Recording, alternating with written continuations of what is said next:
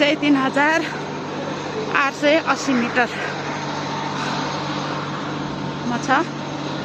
यो चाहिँ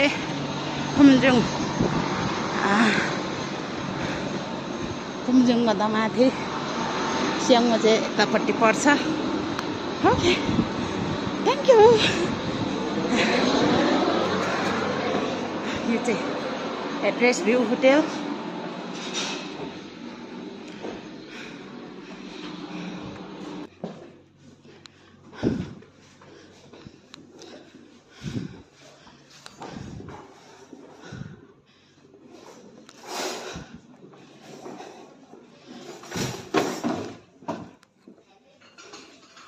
मेरो लट्ठीले डिस्टर्ब गर्यो हौ।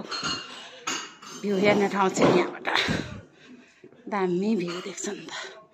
त्यत्तिकै एभरेज भ्यू भनेको होइन नि त। हाम्रो साथीहरू कता